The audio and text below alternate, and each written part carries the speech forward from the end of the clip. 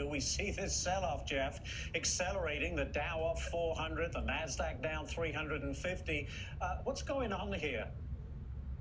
Well, what I think what's happening, Ashley, is here you have investors that have been spoon-fed returns. The Fed has kept the interest rates low. There's been tons of liquidity. People, it used to be cash is king, and it's become cash is trash. So everybody is fully invested. Now you have the Fed, which is really become dazed and confused over whether this inflation is real, what they need to do. And tomorrow you're going to have Jerome Powell give testimony for his confirmation hearing, and we're going to hear whether what he's going to say. Last week, it became obvious that the Fed is going to raise interest rates maybe sooner than people would like. And then Wednesday, this is a tense week, Ashley. Wednesday, we have consumer prices. And the last inflation number showed that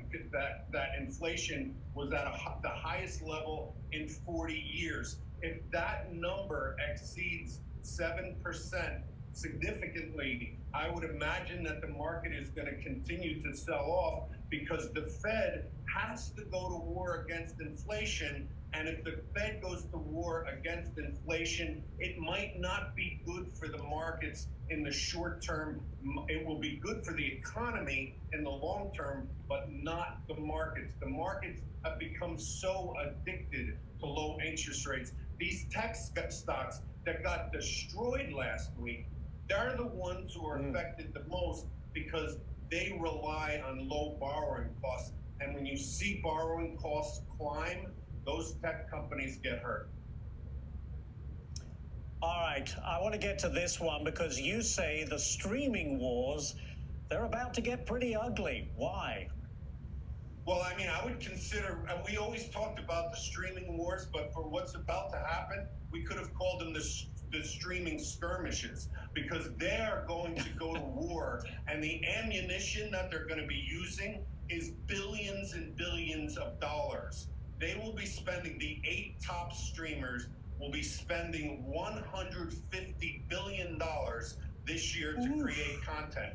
Now, why do they have to do it? They have to do it because they're saying that first of all, they're seeing subscriptions decline significantly, and they're saying that they couldn't create the content during the pandemic, so they're behind. So now you're going to have Disney and companies like Disney, Netflix, Comcast, and all the aggregate of others are gonna really start spending money. So you're gonna see their earnings really come under fire. A lot of these companies can't make money spending that kind of money.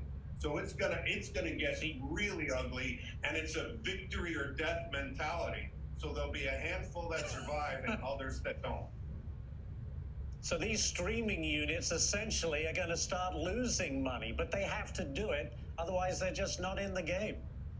Yeah, well, think about it, Ashley. I mean, I look at my streaming bill every month. It's like a car payment. Yeah. I mean, I'm subscribing to all these different streamers, and I look at it this way. If there's nothing for me to watch, to stream, I'm going to drop that and save the $7 a month or $15 a month.